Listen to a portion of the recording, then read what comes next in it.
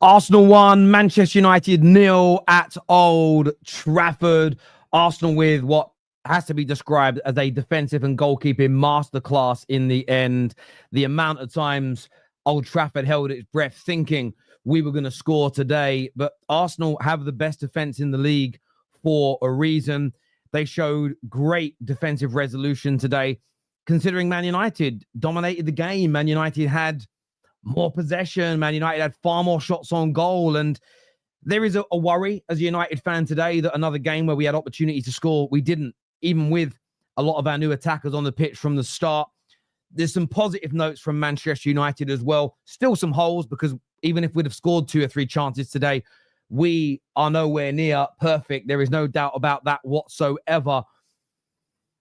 But Arsenal get the win. And at the end of the day, that is the most important element. Do me a big favor, please, and hit the like button. Please make sure you are subscribing. Make sure you have that bell notification on as well. I want to give a big shout out to FootMob, our title sponsors of today's show. If you're someone who likes keeping up to date with the stats and the facts during a game, you've got to go and get FootMob. I just have to say this now because it's a great way of testing your eye test. It's also a great way of keeping up to date with what's going on in the games and everything like that. And it is absolutely fantastic. And I'll show you what I mean by it. It shows you here everything you want to see in a game, who the dominant side were, the sort of shots and the chances. It gives you all types of stats. One of my favorite stats in this that it shows is the physical performances as well that you can see. The worst bit today is most of the stats that are good are red, other than the most important one and not scoring. But go and check out FootMob now.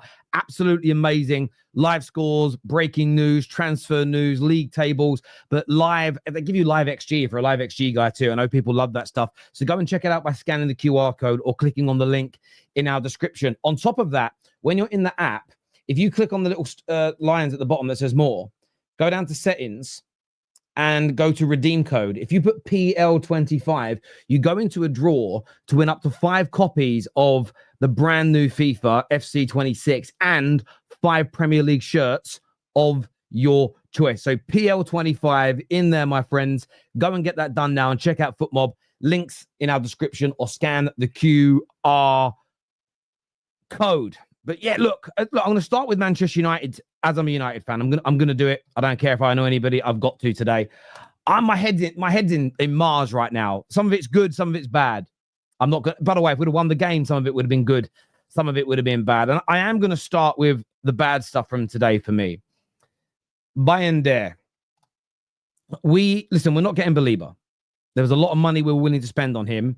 Bayindir has got to go. A new goalkeeper is needed. It's the second. I know Calafiori tapped it in on the line, but it was going in. That would have been the second time in 2 seasons that he's conceded directly from a corner. I've never seen it in my life at a professional level in the Premier League. He absolutely has to go. He was okay with the ball at his feet. We actually nullified Arsenal to very few clear-cut chances in that game. In fact, I'm just reading this now. I mean, they had, one big chance in the entirety of the match. That was it. And from my point of view and perspective, he didn't have much to do. But the one time we needed him, absolutely woeful. And look, Bruno gave the ball away poorly in the... Well, he didn't give the ball away. Euro did, statistically speaking. But it was a silly pass. He should have cleared his lines. But I still expect my goalkeeper to deal with that. You can look at De Ligt a little as well. And De Ligt, by the way, was Man United's best player today. But he was going to head the ball. He really should have shouted. You actually watch the replay. He says nothing. Maybe if he screams, maybe there's a chance he clears the ball. But Bayindir today... I know he was a hero in that Arsenal game in the FA Cup last year, but he's dined out on that too much. We have to replace him. Man United's midfield. Look, we pinned Arsenal back for large parts of this football match, and we did a good job recovering the ball. We did a good job with large parts of the game. We got the ball to the edge of their box very well.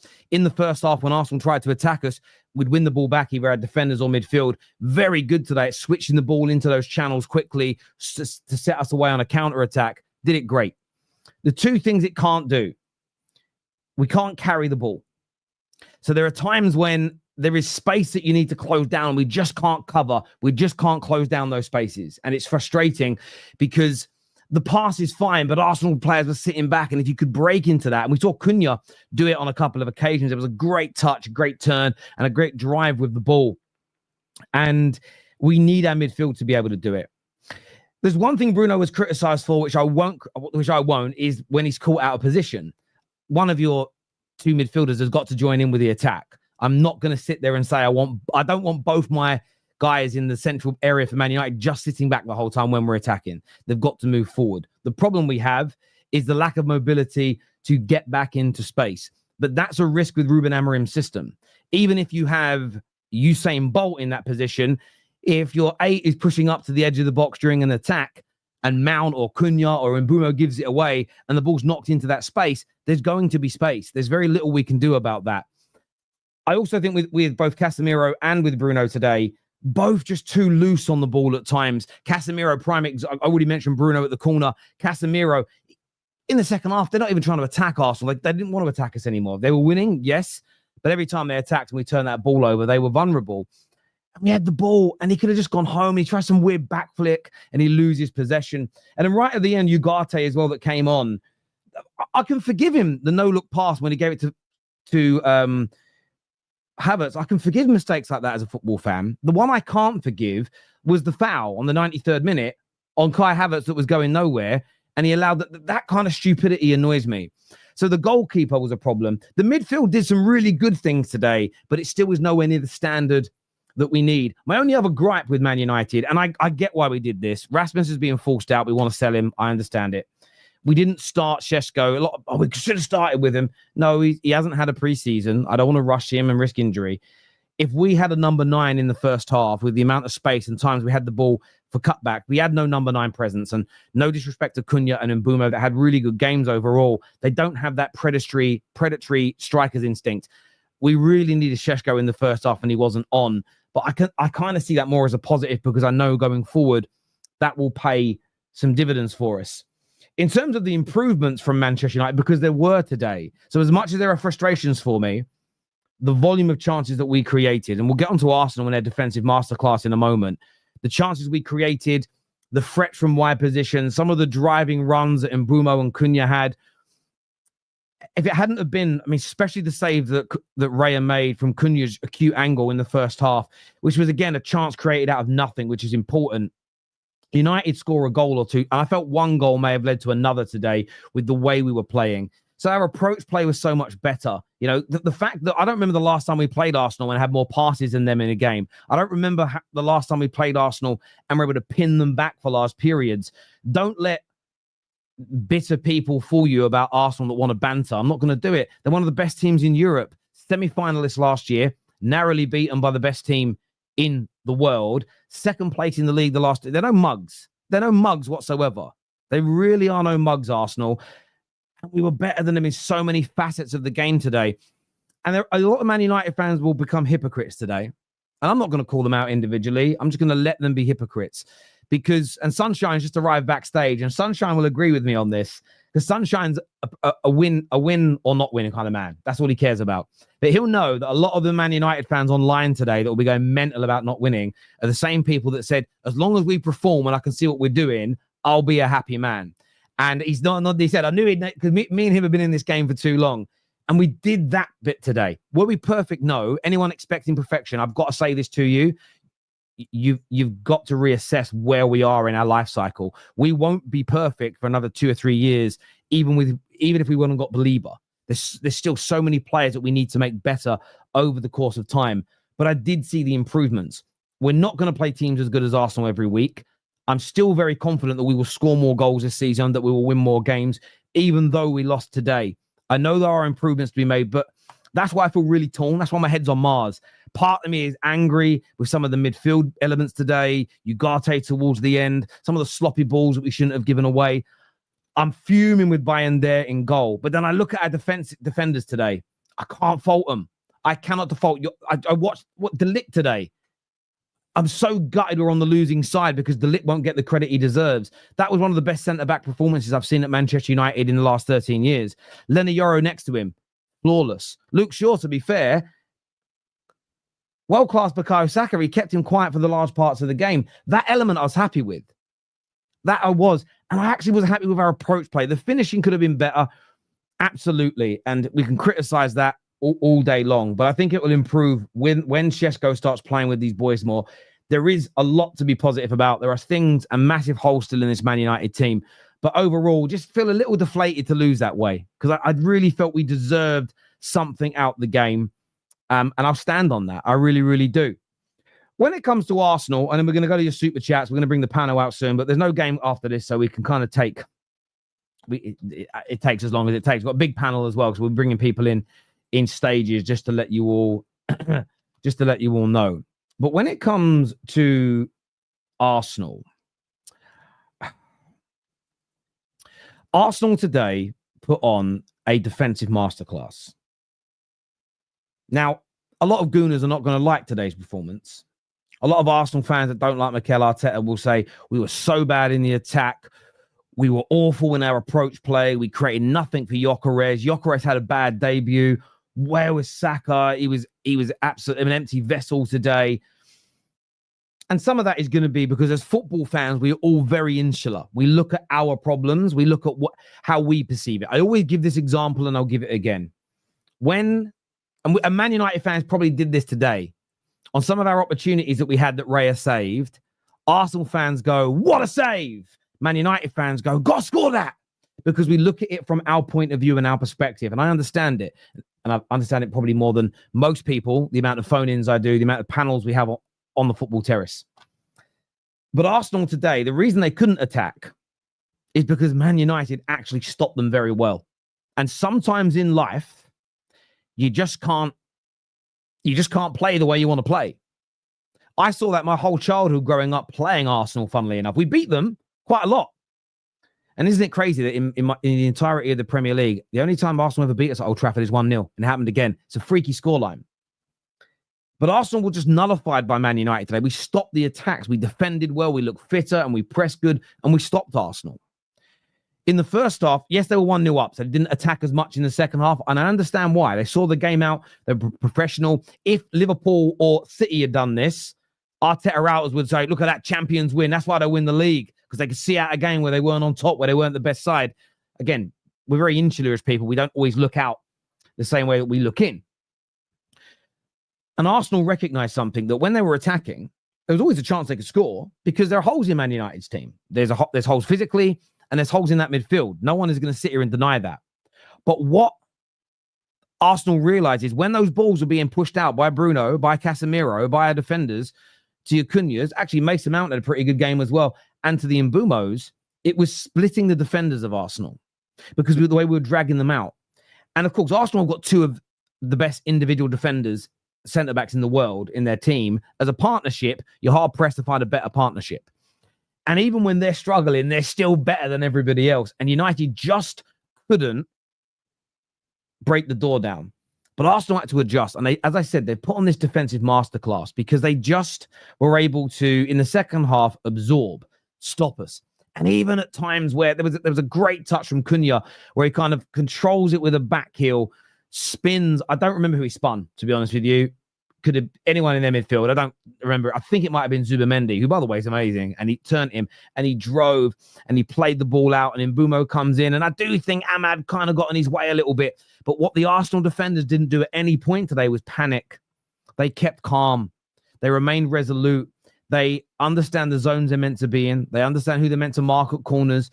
They didn't crack. And even when we took them on, Ahmad twice, 3 times maybe, took on Madueke. You go back and watch it. Now you've got no nerves. You'll just see the defensive line stay goal side every single time of a Man United player. When I grew up playing football, our coaches would say to us in defensive moments, you never want to see the attacker's number. We didn't have names on the back of the shirts at Sunday League level. You don't want to see the number on the back of their shirt. And Arsenal did that impeccably well today. Impeccably well. They just didn't allow us to get goal side. So every time those balls went in, they were able to just about get there. And you can probably, the epitome of that was when De Ligt, of all players, comes up, becomes the extra man, breaks the lines, drives the ball back across the 6-yard box. Cunha is coming in. And as he's going to try and turn and control it and swivel and shoot, there was Saliba. Because Saliba was the right side of him, he was able to go to ground, because he had to go to ground at that point, make himself big and just stop Cunha from being able to do what he wanted. If Cunha had been goal side, the right side of him and ahead of him, it would have ended up being a penalty because he wouldn't have been able to have got himself around the ball in the way that he did. David Raya, look, I remember when, we do match reactions to every single Arsenal game, every United, all the top 6 games on the Football Terrace. And I remember Arsenal fans doing their nut when David Raya was signed. They couldn't understand it. They thought it was bad management for Mikel Arteta. And today, the save from Mbeumo said it was good, as an example.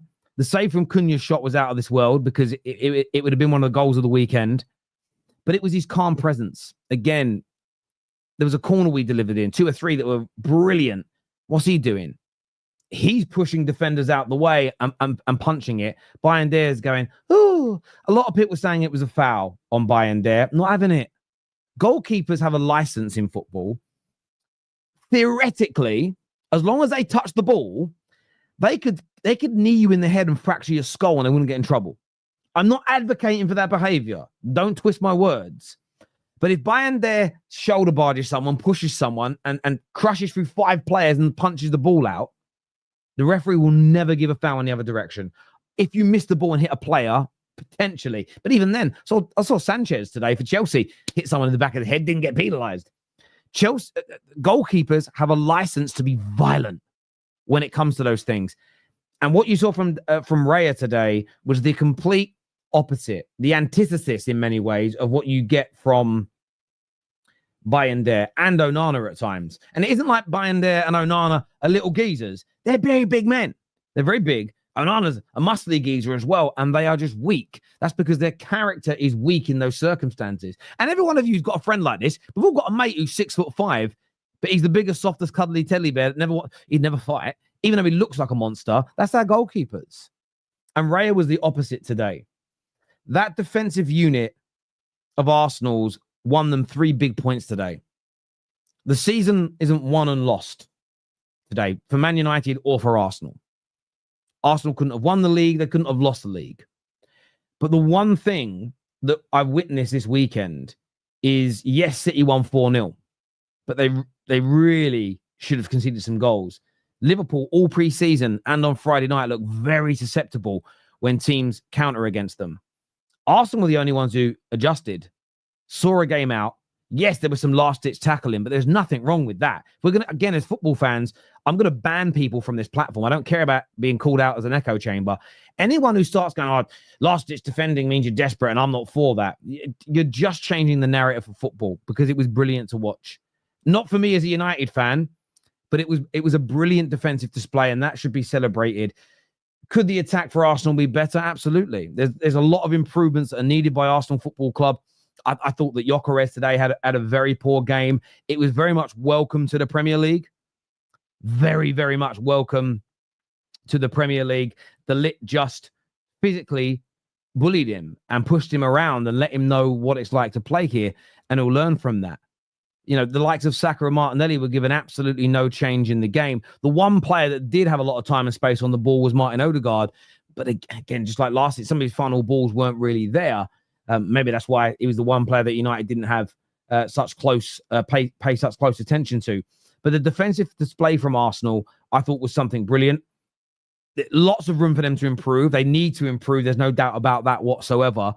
But again, I'll see what Arsenal fans are out there saying. Last year, it was, we just need to win more games. It ain't about the performances. I'm pretty sure today is going to be, we won, but the performance wasn't good. Because that's the way football fans are. We're grumpy old fuckers, aren't we? We're grumpy old bastards when it's come to that. There's no doubt about it. But look, congratulations to Arsenal. I hate saying it, but I've got to say it.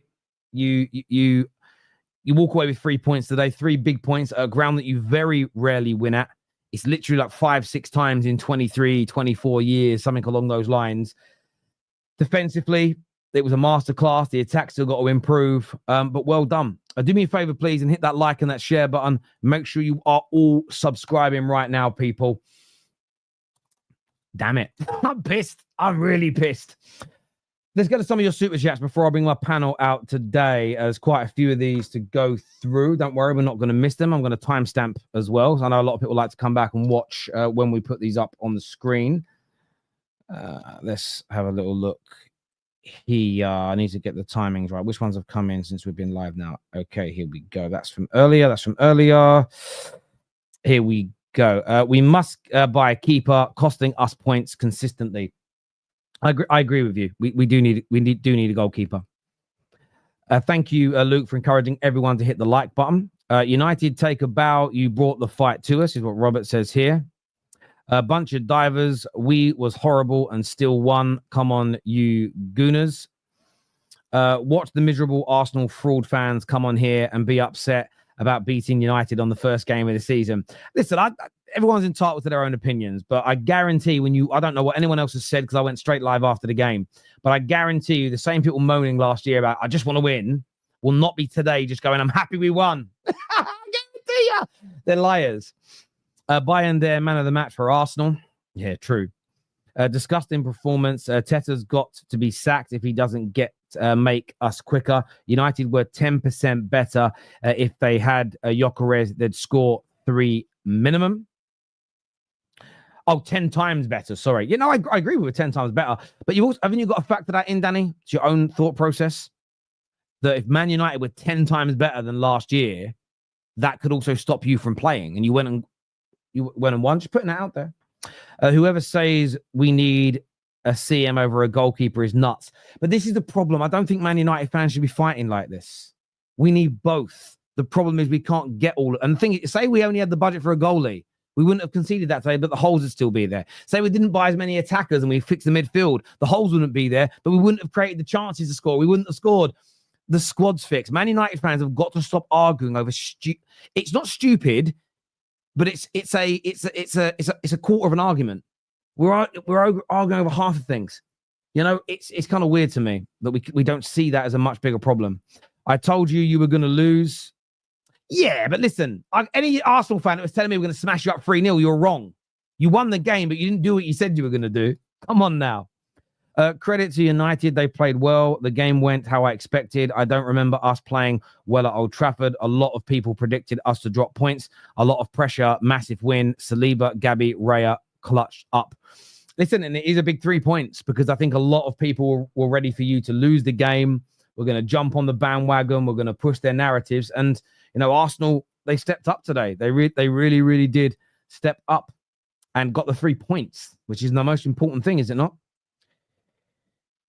Takeaways for me. United played out of their skins and Arsenal barely touched second gear, played poorly and still walked away with 3 points. Come on, you gooners. You can see the motivation of United. We never have easy games at Old Trafford, so I'm happy with the win. But the final pass from Arsenal was too bad. Did people think we were going to turn up to Old Trafford's first game and beat United 3-0 when we never have? Easily the hardest fixture out of the big six, and we won. For you, I mean, as you say, you haven't won there in most people's lifetimes more than 1-0. So again, anyone demanding a 3-0 win, you sometimes got to look at these things. When everyone's, the fake Arsenal fans are like, Dalman's got to get loads of minutes this year. If he gets more than 20 minutes this season, it's more than every other 15-year-old in the last 30 years combined. You've sometimes got to look at the facts of matters before you start taking what people say seriously. I agree with you. Awful play with the full squad. I hate the look of that, but we take the 3 points. Bless Ray, a man of the match. Meaty, Gyokeres, stinker and hooked. Long season ahead, but come on, you gooners. As an Arsenal fan, I must say, despite the results, we were horrible. Fuji garbage. Something just not clicking with our counterattacks. Worried. Not gonna lie. Happy to see we are capable of scamming a win. Sack this shit goalie. He's useless and promotes Tolas Joyce. She's far better in goal. Listen, I wanted Bayindir gone a long time ago. I agree. Arsenal are anti-football. Happy with the performance. Gutted with the loss. I hear you. Or buy any goalkeeper in Europe who's not. Listen, one thing I'd call Amarin out for, I do think Tom Heaton's a better goalkeeper. I would have started Tom Heaton. Everyone's saying Gyokeres and Šeško garbage match week 1 should be banned from watching football. I don't understand why people say such unintelligent things. Well, it's interesting because I watched João Pedro today. It's been amazing in the Club World Cup and the two pre-season games. Didn't have a sniff today. Šeško, I'm not judging Šeško the same as Gyokeres. Equally, I'm not going to write them off after one game, but that's the way the world is now. Havertz is better than Gyokeres. What a fraud. Best attacking I've seen from Yol since Ollie. Yeah, we just need to score. Pathetic performance. Sack Arteta already. Losing only 1-0 shows how far we've come. Buzzing. Masterclass, you ran through them. Come on, stop the gas. Not defensively, we didn't. The midfield we beat. The attack we went through, but we barely penetrated. I bet you if you look statistically, Man United didn't create one big chance in the game, even though we had chances to score. Because we were forced into angles, we were forced into shots from areas that were harder to score from. That was because of the defenders. And the times where we were going to pull the trigger in good areas, they got their foot in it. That's the defensive players doing their jobs. And I'm not going to play it down, my friend. Disappointed with the results, but not angry. Really great performance, but we just need to be consistent. This team needs more goals, need MF and GF badly. I don't know who that is on top of my head, Nabil. Oh, midfield. And I don't know who they're meant to be. Sorry. Annoyed at the result, impressed with the performance. Hopefully we continue improving and we can see a lot of positives from this season. I hope we can get a goalkeeper. D Little here says, I don't know if we lack the ball knowledge or think funny. Sorry, I don't know if it's a lack of ball knowledge or think funny, but the reaction from both fan bases is over the top. Back in my day, it takes players time to bed in. Come on, you gooners. The problem is, one of our Newcastle fans said this perfectly yesterday. Maybe the best and most accurate thing I've ever heard anyone say on a fan channel. Lots of people project themselves out as winners and being sort of, what's that word they use in the Manaverse? All those weirdos in the Manaverse, like a high value man, and they value themselves as winners. So the problem that you have is that in their warped sense of reality, like I can only be happy if things are perfect. Because if I show that I'm happy or accepting of things that are not perfect yet, that shows that I'm not a winner. And when that was explained to me, I went, it's the nail on the head. Occam's razor. The simple and most obvious thing is normally it. And a lot of people are like that. The idea, if you're a Man United fan, you're going, I've seen enough of Šeško, we ain't good enough. I think you're a fool. But let them have their opinions. We're the only team in the world that can win a game and face more criticism than the team that lost. Extreme pressure before the game, and we got the 3 points from Leo. I do agree with you on that. Cunha is looking so good. I am not sure if Šeško is going to take his spot. No, Šeško. What's going to happen is it's going to be Šeško is going to play the number 9, my friend. Don't worry about that. Man United should keep playing him as a forward. No, this is why I would say you're wrong on that. Is 5 or 6 times in the first half, we had the ball in areas to cut it back. We had no number 9 presence. Why? Because Cunha, his instinct, and you want his instincts to be prevalent, is to drift and to move. And Mbumo is very similar. What we needed, and it was harder in the second half because Arsenal was sitting back deeper, holding on to that lead. If Šeško had started the game, listen, I know why we're betting him in. He hasn't had a pre-season. He hasn't kicked the ball with us. Had we had a fit, out-and-out, in-form, strong number 9, I'm really confident we would have got a really good chance or two to score in the first half. We need Cunha, but we need a number 9 presence, 100%. I'd say defensive masterclass. I'd say they got some luck. Yeah, look, there's always some luck, Josh. I think there's always some luck in these circumstances. You could argue sometimes Man United were unlucky. You know, sometimes it was okay. Oh, I didn't quite connect with the shot right. Oh, that ball had just gone through.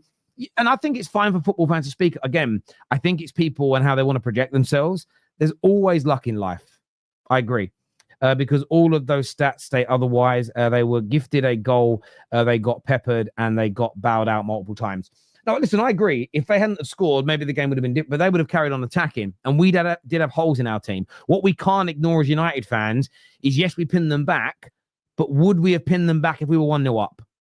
Or would they have looked to exploit our midfield? I think we have to be really mindful of that. We can only judge what happened, but had that goal not gone in, the game may have also been different. Equally, they could have carried on attacking.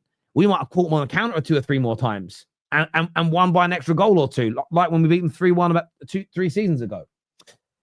Cedric here says, we are going to be a problem for our foes this season, not only not going to be 15th. From what I saw today, I'm standing by my preseason prediction of 7th or 8th because there's still a lot of very good teams in the league. Let's see what else we go and buy in the market. But I don't think we'll be 15th this year. I do agree with you. If Mikel Arteta and Berta are smart, go back for Eze. I hear that. I think they should. Arsenal gets mocked for talking about dominating games and stats when they lose and then get crap for winning poorly. A win is a win. I'll take it. Look, but the people that are mocking you are just bantering you. They're not talking real football. Because everyone backstage, I love saying these things to see what the football fans say. Forget what you're about to say on camera, and I've got to project my best self. When we've all sat there with our mates, when we've all sat there with our friends in the pub, our mates at school, our family, friends come around to watch football, there's been loads of times when your team's lost and you've gone, oh, but we were a better team. No one ever went, you're a loser. You're a low value man. You're a loser. You should lose your job. Your wife should leave.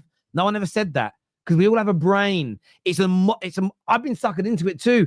It's everybody online. I've got to present myself as like standards here. I only accept this. It's a nonsense. No one ever spoke like that of football. The amount of times I've left football matches and you've gone, I remember when we lost to Fulham, when we had like 7,921 crosses in a game.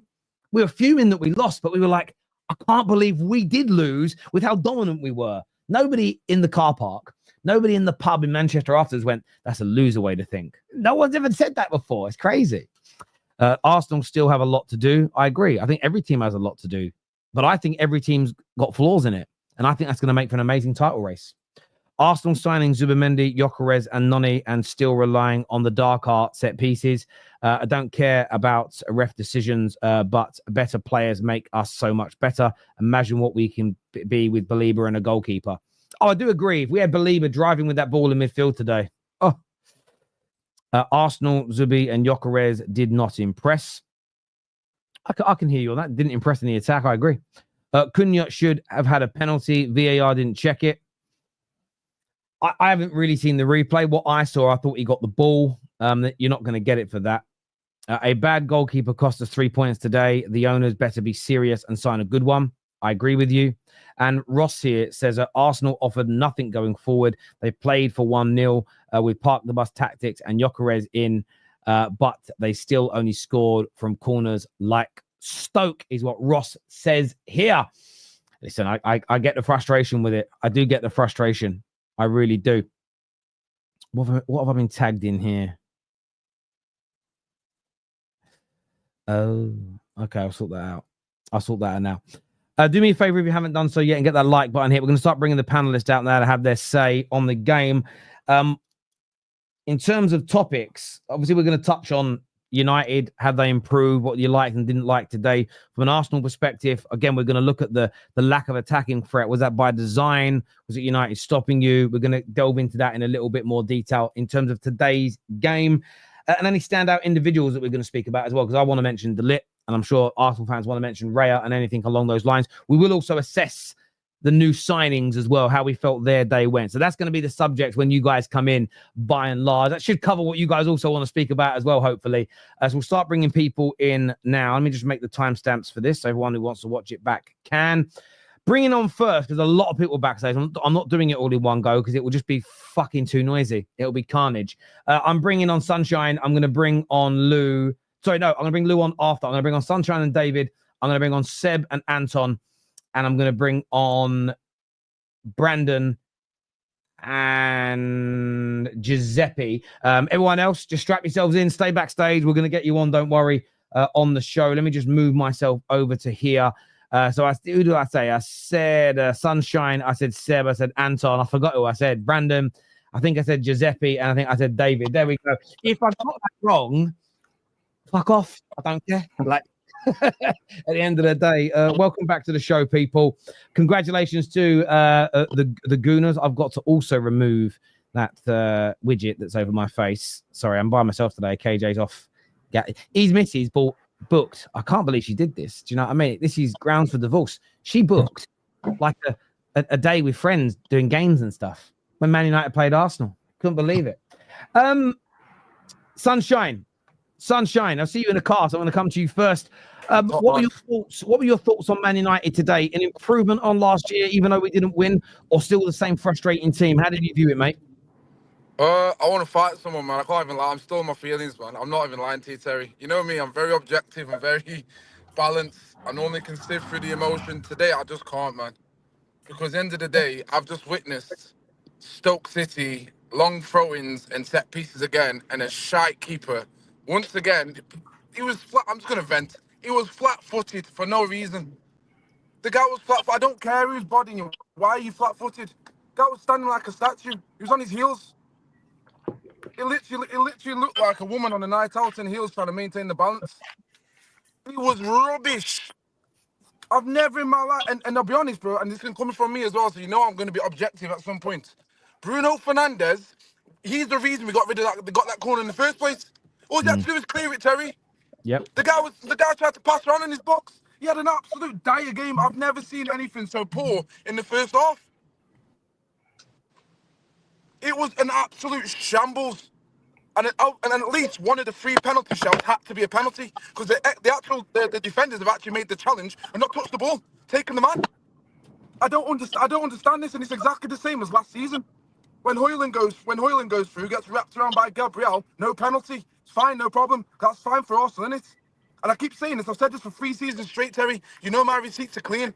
I've been clocking what happens to United and referees. It's always one decision for one and one for another. And if the foul today, and forget the game with Chelsea and whatnot, but the Crystal Palace goal for Eze, if that's a foul on Caicedo, then really and truly, what Saliba did to the keeper was a foul, even though I don't believe it was. There's no consistency when it happens. Even if you play great football, there's no guarantees you're going to bag the win. We should have won today. And Bremer doesn't look sharp at all, in my opinion. First half, he was fine, but he didn't look sharp. Doesn't mean, I think it's unfit is a fair word. Doesn't mean he was crap, but he didn't look sharp.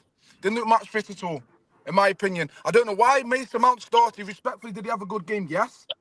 But it was quite evident that when we did break the lines in the first half, Sesko would have been in that box for those crosses.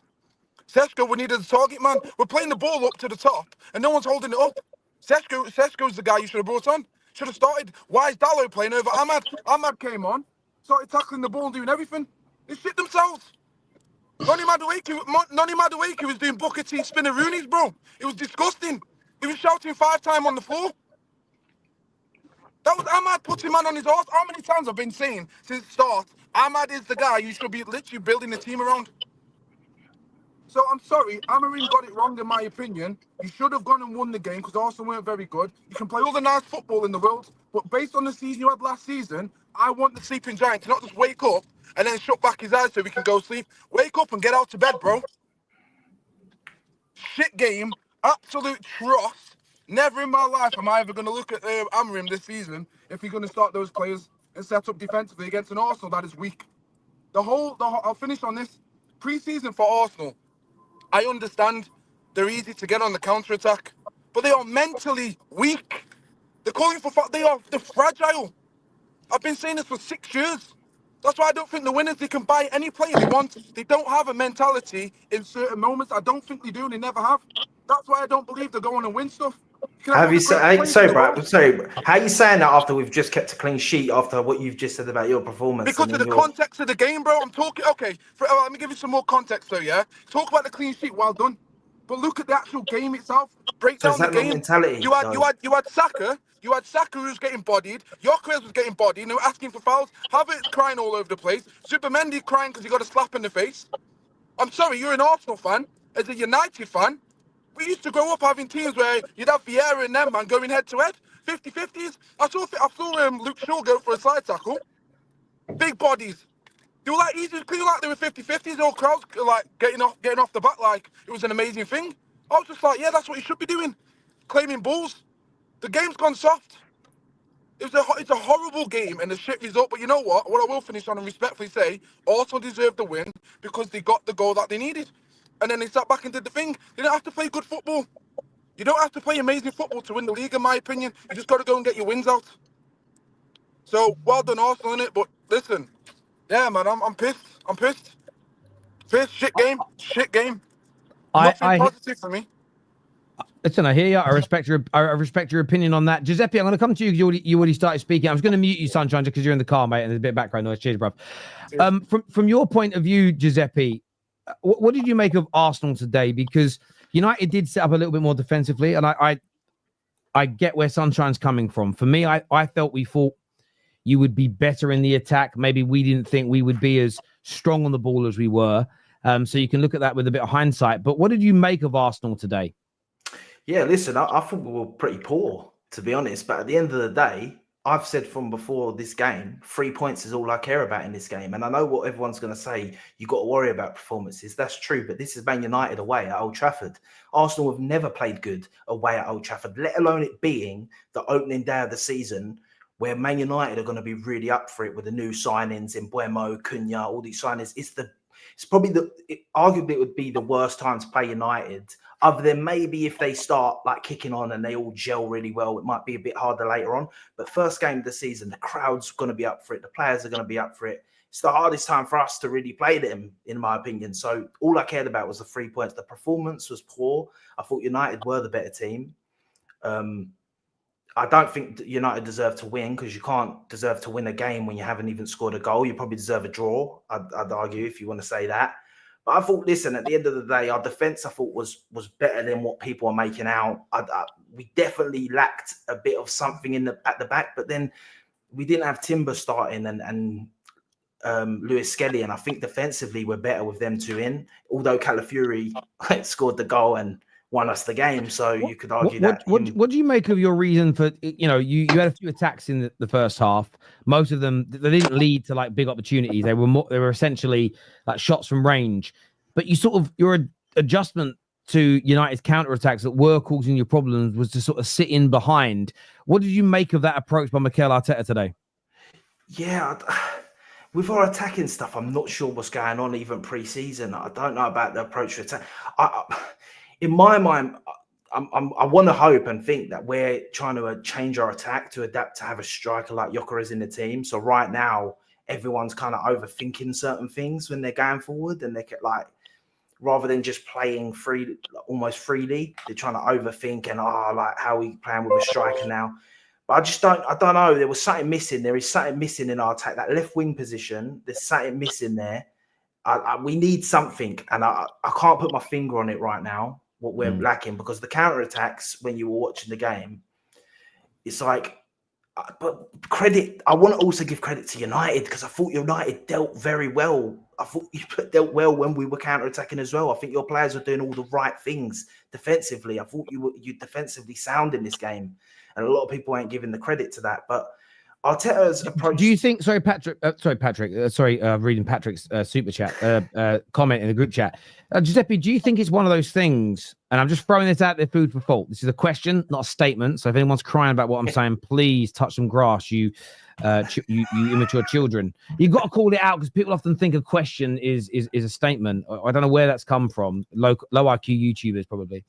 But do you think if Man United defensively do this 2, 3, 4, 5, 6 games running, could there be some retrospective change of opinion on Arsenal's attack today? In the sense of, if United have improved as a team and everybody struggles to attack us in this way, or most people do, for 3, 4, 5 games, is it something you may look back on and go, well, it actually makes sense now why we struggled, especially if you start scoring in your next few games? Yes, 100%. But here's the thing, Terry, for my thought process, I already see that with you, because at the end of last season, when I was watching United, when we played you the last time we played you in the league, and even the Europa League, defensively was not your issue. I thought you've been pretty solid in defense. It's just you were never taking chances, and games like this were happening. Now you've got Mbeumo, Cunha, Sesko's going to be coming in. That's what you've fixed, and that's gonna fix you winning games and getting more points. But I actually think you're a bit better defensively than people are making out, and you have been. And in this game, I think it just proved it again. Last time we played you at Old Trafford, we were poor. Yeah, you should have won that game. We drew, and you should have won that. Against Spurs, you should have won the final. They had one chance. They got that one sloppy goal. Funny enough, similar-ish to this, a sloppy goal. And then they just sat back and defended all game, and you lost the game. So I think that people going forward, when their teams play United, they might start realising, but it's not fun for them to think like that. What's fun for them is to laugh at Arsenal, even though we got 3 points. I've got Chelsea fans laughing at us when they drew today to Crystal Palace at home.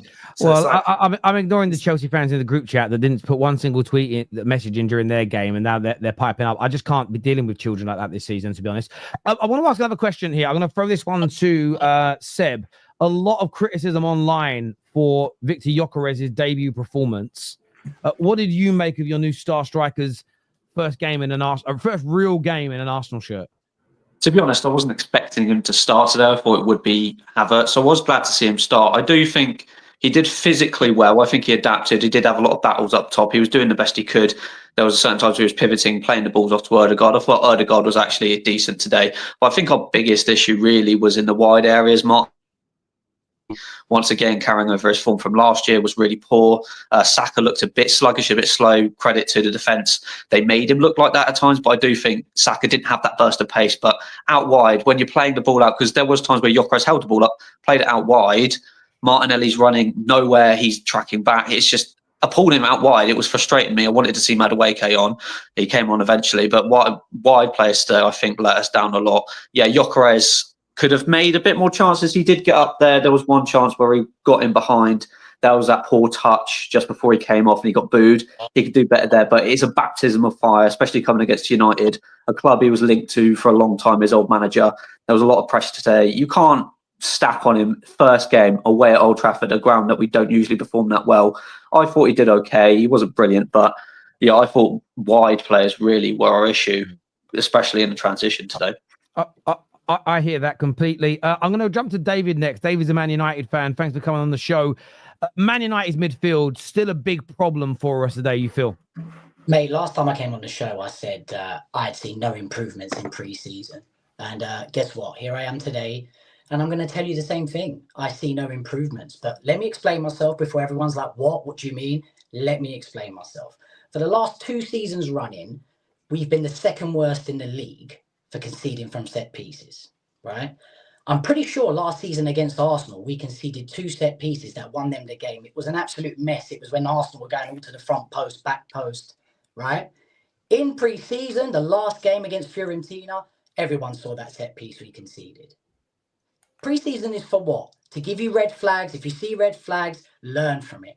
What happened today? Again, first thing, we concede from a set piece.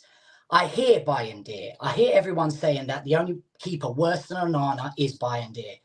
If you know you've got a weakness, protect your weakness, right? Why are you letting an Arsenal player get on top of the goalkeeper? So I ain't going to fully blame Bayindir for that.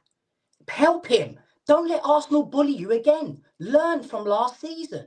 So for me, again, Amorim, why have you not fixed this? You had a red flag against Fiorentina. You had that red flag against Arsenal last year. Here we are again. This man, you guys all saw the stat on the TV. Don't act like you didn't see it. It said 27 Premier League games, 7 wins. It's disgraceful. It's disgraceful, mate. The starting lineup, I nearly lost my beard, bruv. I nearly lost my beard seeing the starting lineup. He's played Ahmad all pre-season. And he starts with Donkey Dallo. How many chances did Dallo have on the overlap that Mbeumo played him through? And he's wasteful. He ain't got a clue what he's doing on that overlap. But you've played Ahmad all pre-season. I just could not believe it. Fair play to Mount. He works hard. I see why managers like him. But come on, man. You already know we suffer from set pieces. We need a striker. Sesko gives you height on set pieces to defend and attack. Start the geezer, man. Start the geezer. We need to start the season off right. The only improvement that anyone's seen in this game today, if they say they've seen an improvement, and I know you're someone that's seen an improvement, Terry, it's only because we spent 200 million on personnel. It's just a change of personnel. And that personnel showed up today. Cunha showed up today. But there's no improvement that the manager's implemented. It's just better players, mate. That is it. We're still moments FC. We're still waiting for a moment. The only reason we had a sustained attack and possession today is because it's the opening game of the season, bruv. It's Old Trafford. We shouldn't be congratulating them for that. It's a basic standard. Basic standard. I don't see it. This manager's had 28 Premier League games, 7 wins. He needs to start bucking up his ideas. to finalise this, let's just look at this black and white. Arsenal went away from home today, opening game of the season, got 3 points, they move on. Man United lose yet another game at Old Trafford. Boom. End of story, mate. See, do you know what? The set pieces, I get you. When you say, though, that it's only new players that are making us improve, the only reason I've got to push back on that is because Pep wouldn't have done a four-peat without that squad. If you gave Pep the Wigan squad, would he have done the four-peat? If you gave Pep the Luton squad, if you gave Pep Chelsea squad from 3 years ago, does he do the four-peat and win the treble? Pep doesn't win. Pep doesn't have 28 games. No, that's not. But that's not the question. But that isn't the question. Would Pep do the four-peat and treble with any other squad in the Premier League, barring Liverpool's? Maybe not, but he doesn't finish 15th either. I understand. Well, he's never taken over a club that's been in Man United's position. So I don't see what you mean by it. What I mean by it, Dave, is this. The only thing I'm challenging you on, I don't think we can turn around and let's just say over the next few weeks, we get a new goalie and we bring a new midfielder in like Belieber and we start playing better and we start winning more games. I don't think we can just go, well, the manager ain't done fuck all. He just bought better players. Because isn't that what every single team, like Klopp's Liverpool got better when they spent hundreds of millions. City's team already was brilliant and they spent lots of money. Chelsea's team keeps getting better the more they buy quality players. Arsenal's team improved from 5 years ago because they spent lots of money on players. Why suddenly is it only Amorim that we're going to take that away from and say, well, I'm not going to credit him for Cunha being good because we had to buy him? Let me explain. Why would you do that, David? Last time I came on here, I said, yes, I'm excited about the signings, but they're just embellishment signings. We have literally... If you don't have a spine, mate, whether this is his fault or not, we don't have a spine. We don't have a midfielder. We don't have a goalkeeper. We've now bought a striker, which is part of the spine, But Cunha and Wemo, as amazing as they are, they're just embellishment players for something that the engine's not there, mate. The car's not got an engine. You've just put rims on a car. And those embellishment players showed up today. Cunha, fair play to him. He knows the assignment of wearing this shirt, mate. I loved seeing him argue with the whole Arsenal team, like on his jacks. Why was there no other United player helping him argue there? So Cunha was absolutely fantastic today, to be honest. But the point I'm making, and the point that you're challenging me on, is the only improvement I saw today was that the new personnel that we have were fantastic, right? I'm not going to credit Amorim's coaching for that. I'm not. Not yet anyway. That's all I'm saying. I know that like you're passionate and I'll give credit to you. You are a passionate guy, but I do think there was improvements. I think Mount in that first half, I thought that was the best performance I've seen from Mount in the Man United show. I thought he was fantastic. Some of the balls he was playing was really good. De Ligt, really good performance. I think even Casemiro, some of the balls he was playing in behind were fantastic as well. So I do think there has been some improvements from a lot of the United squad there. I do agree that a lot of up front was down to new signings they got in, but I think you got to give credit a little bit, especially you're playing Arsenal. We're a decent team. I think Mount, you got to give him credit. I think he was fantastic. Brother, can I ask you something as well? Can I just ask you a question? A bit like what Terry asked me earlier. Will your opinion change on this result if Arsenal go on to win their next 3 games and look a lot better attackingly, score a lot of goals, and our performance is a lot better? Would you then look back at this game and say, maybe we played a lot better and stopped Arsenal? It weren't just Arsenal being bad, rather we stopped them because we're playing better. I'm totally aware that Arsenal are in phase 200 and whatever, and we're in phase 1. I'm totally aware that Arsenal finished second and we're finished 15th. At the end of the day, what am I expecting from today? Let's be realistic, And Arsenal have done their job today. But to answer your question, we've spent 200 odd million. We can't be losing today, man. We can't be losing today. I understand where you're coming from. I just can't believe you've gone and taken away Fergie's legacy from Man United in 10 minutes, bro. You've literally said Fergie's shit. It's crazy. It's crazy to me, Dave. What are you talking about? Because Fergie had 7 years of buying new players and rebuilding the club before he could make his system work to start winning trophies. And then to maintain the winning, he kept on spending money. The only bit I disagree with, the other things are your opinions. I just can't believe we're sitting here in 2025 and saying the only things that were good are the new players, but I'm not going to credit the manager. But yet Pep's gone and spent 500 million over the last 2 windows. If they go on to win the league this year, we'll go, fucking hell, he's great, isn't he? That's the only bit that I look at and I just can't get on board with. It doesn't make sense to me, Dave. Mate, we lost the game. We lost Right. the game. And the only positive was because we spent 200 odd million. Of course, that's going to be a positive. Thank God, finally, we spent money on players that look half decent. Finally. Right? Sorry, can I Let's just have it jump in right. here, because Dave there is Yeah. speaking as a United fan, and it's just completely the opposite as of how I feel as a United fan and how a lot of people I know feel as a United fan. And I just think it is so negative. And to be honest, Dave, you were ready to jump before the match had kicked off. Before it was ball kicked, you were already negative. So you were never going to feel positive about this game unless we won 3-0. So I just think there was nothing Amram could have done in this game other than win 3-0, which is completely unrealistic given the season that we have had, that was going to make you happy. So I think the fact that you can't see any other positive than money being spent is ridiculous. And I actually think it's quite sad for you as a fan, because that game today, obviously the result wasn't good, but overall we played bloody well. And the problem was the keeper, which we already knew about. I can count the amount of chances we had on one hand, right? I can count the amount of chances we had on one hand. But seeing as you call me negative, let me bring you some positives, right? Wonderful. Dorgu is ever reincarnated, 100%. The guy is sensational. What a player. I am so happy with him. Mount was fantastic.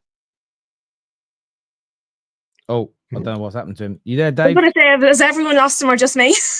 Well, I was about to say, how are you crediting Dorgu when he was also bought by the manager? Well, that's the manager's talent ID. There's a positive about Amram, his talent ID. The players that he's picked performed today. That's a positive about Amram, not a negative. You guys found the Manchester United version of Brendan.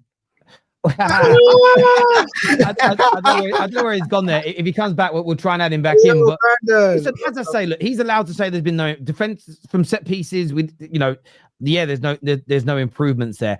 I do think I don't know what the viewers think. I just don't know how you can be like the things that were good was the new players we bought. David's back. Hey, I'm gonna put you back out and bring Dave back in because I didn't know if he'd gone, but David's back with us. Sorry, David, your phone's cut off. We lost you. Sorry. I thought he got rid of me. He's had enough of me, bruv, already. You know what I mean? No, that's not what we do here. Amarin turned off your internet. Amarin. Yeah, exactly. I ain't paying the bill. Dorgu, ever reincarnated, was what I said, yeah? Like I said, Cunha understands the assignment. Absolutely amazing, right? He was great. Yoro, what a player. What a player. There's a lot of positives. I agree with you. But I am emotional. I'm not on Sky Sports here. I wanted us to win. What the only thing I find interesting, the only thing I find really interesting about what you said on a real level is that all the things that you've kind of praised as being positives are all the things that have been purchased and bought under the Ineos rebuild and the new manager that's come in. All the things you've criticized player-wise all came before it. So this is why I look at it. I don't think me and you actually have a different view on this. We just have a different emotional reaction to it. We both have an emotional reaction because you're sitting here like, Dorgu's amazing. I love what Lenny Yoro's doing. The new signings look great. And I'm like, yeah, because Ineos, when they came in, have got to change 95% of the squad. And what we need to do is have a manager that builds a system that doesn't change every 10 minutes, that players know what we're going to do. So by the time the squad's rebuilt, like every other team that's currently doing well that was shit 10 years ago, 12, 15 years ago, Liverpool, whatever else, they all did the same thing. That's why I'm looking at this different. I see the flaws that you see. I just understand that it was never going to be fixed this summer. It's going to take time because we were so bad. And there's so much work that needs to go into fixing us. I think we are living, still as Man United fans, I think we still live in this world of, we'll spend a bit of money, we'll be all right next year. I just think it's going to take such a long time. We need more Cunhas, more Dorgus. We need more Mbumos, and it's going to cost money. We are not fixing Man United without spending the better part of £1 billion from when Ineos arrived to when it's done. We're going to have to do it, mate. The starting lineup. How do you feel about the starting lineup? So I didn't like it. No, I said it. That's under the manager's control, right, guys? So I said again, but I said I didn't like it. But that's the same starting lineup that at half time we're sitting there and we're thinking, have we not gone in having scored goals? We dominated Arsenal. We were the better team. We conceded from a shit set piece on the goalkeeper, right? And I'll call that out the same with you. But I looked at it and I was really impressed with how we played. Could have gone the other way, though. Had we started the game with Ahmad on the pitch playing in a fullback position, maybe we're not as defensively sound because Dalot is a better defender than him. And maybe Arsenal find more more freedom. Maybe Arsenal create more chances. Maybe Arsenal were the better team, and we'd look at it all differently. That's the issue of assessing it that way. I know we didn't get the win that we wanted today, but I thought we played really well in the first half. I thought overall as a team, I thought we played well. What we have is individuals who just can't do certain things. Our midfield give the ball away too easy. There's holes because they haven't got the athleticism, and we didn't finish the chances today. But my view is this: if Man United perform to that level another 37 times this season, I think we'll win quite a lot of football matches. I think performance-wise, it was there. Result, I'm disappointed with, but there was lots. We're up against Arsenal. I think people have also been indoctrinated to think Arsenal are shit. They're not. They're really good. I'm not saying you. I'm talking in general here. Look, I'm going to go to some of the gooners here. Brandon, what are you saying, bro? Big win for your boys today. Relieved, very relieved, Tel, because yeah, we weren't very good today, and I am putting it down to just game week 1. We're probably a bit rusty, but yeah, we was terrible today. We was really, really poor in large parts of the game, and yeah, we were very lucky to come away with a win. And I'm shocked by what I'm hearing from some of the United fans. I really am, because I thought United played very well. You know, I can't criticize Arsenal's performance without crediting Man United as well, because I think Man United did do a lot to nullify us as well. Our biggest problems today was in the wide areas, definitely. I think when you play against a team that plays a back 5 with wing backs, you've got to try and push their wing backs back. And Bukayo Saka and Martinelli in particular today were non-existent and didn't offer anything going forward for Arsenal. And I think also midfield was a massive problem. I mean, we come in the first half, we come back out in the second half after it being a bit of a frantic game. And I'm expecting one of Arsenal's midfielders to go out there and get their foot on the ball and gain a bit of control in the game, you know, string a handful of passes together, you know, control the game a little bit better. We didn't do that at all, really. And it was wave after wave after wave of attack from Man United. I think we defended very well in the second half, a little bit shaky in the first half. But when your goalkeeper's man of the match, I think that tells the story, really. I think we was very lucky, but it's 3 points, Tel. You know, last season, we complained a lot about the fact that we drew most of these. I mean, Arsenal drew 14 games last season. You know, so if we have performances like that again later on in the season, but we continue to pick up the 3 points, you ain't going to hear any complaints from me. However, if we are to go on and win this league, we need to address that left-hand side urgently, because it's not good enough. And, you know, we really need to improve in certain aspects of the game. I thought Gyokeres was quite poor today. I know he didn't get a lot of service, but I think everything that he tried to do as well, he looked very clunky. But again, it's kind of like you said, you know, welcome to the Premier League. You're going to have to adapt. You're going to have to learn from these. And I think he will do. I'm going to praise Arteta. So, Egal, you saying, you know, this guy down here is the United version of me. Well, I actually think Arteta, I was a bit like, I was confused by it when he brought on Lewis Skelly and when he brought on Timber. But I think by doing that, he actually recognised, like you said, Tel, that, you know, United were getting down the flanks quite easily. There was cutting through our midfield quite easily. And we needed to defend better in the wide areas. And I think when Skelly and Timber came on, they did do a bit of a better job than what Calafiori and Ben White did. So I'm going to praise the manager for recognising that and for making them substitutions. Even though at the time I thought it was a bit weird. And then the only other issue that I had today was Declan Rice. I haven't seen Declan Rice perform that badly in an Arsenal shirt. And again, I'm going to go back to he's rusty. It's first game of the season. But normally you can rely on Declan Rice to get on the ball, make them lung-bursting runs through the midfield. And today I thought he was really, really poor. Really poor. But like I said, game week 1, 3 points is all that matters. We've got some tough games coming up, and I'm sure we'll improve. I'm sure we will. Yeah, I think you will. I think you will as well, mate. I do. Brand, I'm going to bring some other people through because we've got a lot of people waiting backstage, my man. Thank you for waiting so patiently, brother. I appreciate that a lot. who I'm bringing through now. Trimless has been waiting a while. I've still got Saad and Guna Souls to bring onto the show as well.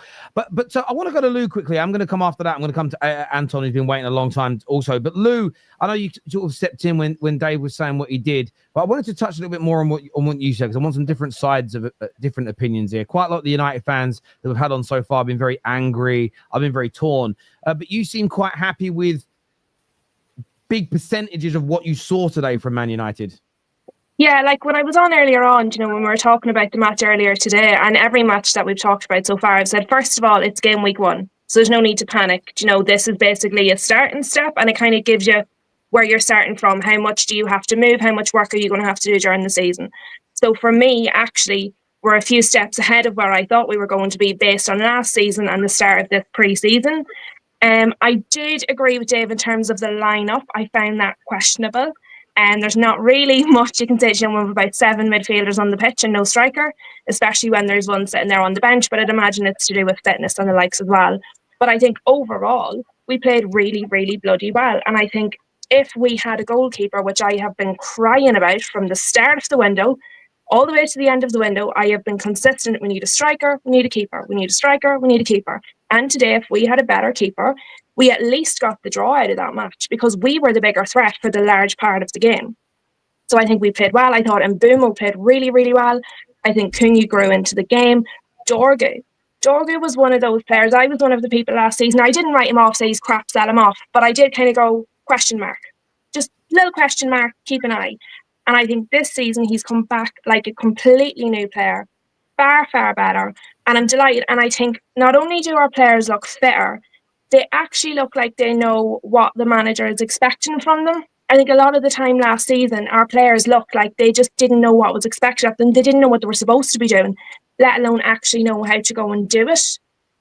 Now they seem like they have an idea what's being expected of them, and they're growing into being able to do that. And let's not forget, as much as I dislike them, Arsenal are a very bloody good team. To lose 1-0 on the opening day to a silly goal where the keeper should have been stronger isn't all that bad. No, listen, I agree with large parts of what you say. I was reading what Ruben Amorim said here. He just said that I'm really proud of the guys. They were really brave in everything they did during the game. Congratulations for the performance. We deserved a different result and we need to move forward to the next one. We were more aggressive than last year. We went 1 against 1 all the game and we pressed high. And I agree with him on that. And I do get that some people sit there and say, I just want results. I will say this, and like Egal's been someone that's made content with me for about 5-6 years. The amount of times Man United used to get results and everyone used to moan about performances, and then you start performing consistently and you have a good system, and suddenly it's like, well, no, all I really care about. The only person I'll ever allow to say that without any kind of challenge is Sonshine, because he's literally said that for 5 years. He only cares about winning. If we play shit and we win, he celebrates. If we play brilliantly and lose, he's fuming. But there's a lot of people, Lou, who are just, it's all just the result, not everything else. And I'm gutted we've lost today. I can't deny that. But there is a part of me that's thinking we just look so much more aggressive. We press better. We were dangerous. And Arsenal are one of the best teams in the league.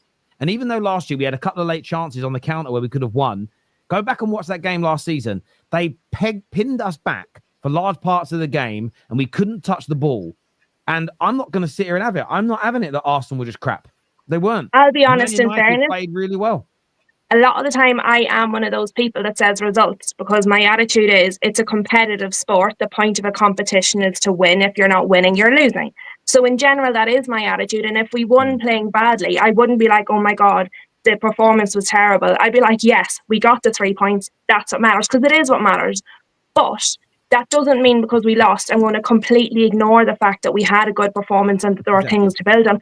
I'm not going to be negative for the sake of it. You know what I mean? I'm excited football's back. I'm going to enjoy it. And if we play like that against other teams that aren't as good as Arsenal, we will get the wins and the points will follow the performances, which is what matters then in the end. No, I agree with you completely. Again, I've criticised loads of things in today's game. I'm not just sitting again. I'm really happy because we played one and didn't win. Of course not. But again, the reason why performances are important, because, everyone just says, I just want to win. But I remember saying this about Chelsea at the end of last season. At the end of the season, when they made top 4, they were like, see, Terry, we got it done. I said, yeah, because your performance is improved. If your performances in those last 6 games were the same as the previous 6 games, you wouldn't have done it. You didn't just win the games. You won the games because you performed better. Arsenal have been in title races in the last 3 years because their performances have become better and more consistent. You're never going to get back to the top without the performances being right. If we reversed the roles today and we were pinned back the whole game and we scored a goal like that, and that's all we did in the whole match, I'd be far more worried about the season than the other way around if we swip it. Now, Arsenal won't feel the same because they know what their team is capable of. They've seen it before. And this is why you can't treat all football teams in this monolithic, same way. What it doesn't mean, though, is that you can't criticize problems. But that's just me. Viewers, we're going to go to some more of your super chats very soon. I know there's been quite a lot of them. I haven't ignored them. They're still there. Sorry, I'm going to go to Anton, then Egal. Anton's been waiting for a while. Anton, overall, we've heard a lot about the performance. I wanted to ask you about Zubemendi today, another debutant for you. What did you make of his first game in an Arsenal shirt? I actually was very impressed with him today. A lot of people aren't going to like what I have to say overall about the performance, and I'll get to that in a second. But I thought that Brandon was saying that none of the Arsenal midfielders in the second half came on and, started to conduct or put their foot through the game, get a hold on the game. I thought Zubemendi did that. I think he's come in and done exactly what he's meant to be doing at Arsenal, which is being the pace setter. And I thought he did, put his foot through the ball and was able to control the game and conduct the play and slow it down when we needed to at times in the second half. I thought he was actually brilliant. And when I envision Zubemendi on an away day, and we need to make that very clear because there's 2 different things, expectations. There's one when we play at the Emirates and there's one when we play away from home. And I thought for a template of what I want him to look like when we're playing away from home, today fit exactly what I thought he would be. And I'm very, very happy with the performance. Overall, people aren't going to like what I'm about to tell you right now. Oh. I thought Arsenal were excellent. And you have to take things into context, right? When we're playing away from home against a top 6 side, this is exactly the template of how Mikel Arteta likes to set up and frankly, how I like to see us set up. Because I spent way too many years watching Arsenal have a very soft underbelly, not being able to take the pressure of going away from home where it's loud and the fans are all booing you and they're all singing crap. And you're able to just, compartmentalize all of that and put in a very, very solid display. I know it's not very sexy to talk about off the ball because everyone wants to talk about on the ball. Oh, this guy looks great in attack, this or that. For me, coming into this game, this is what I wanted to see. I wanted to see us be middle of the season sort of form off the ball. I know that it's going to take time, especially with some of the new additions, for us to look better going forward. But right now, we played in match week 1 the way I would love to see us play defensively in match week 38, which is the angles that we played were perfectly. We made Man United's kind of take some tough, awkward angles on their attack. That's why I feel like at the end, you guys didn't really end up with any goals in the game or any real dangerous, clear-cut chances, because that is just the way we are. We block off space.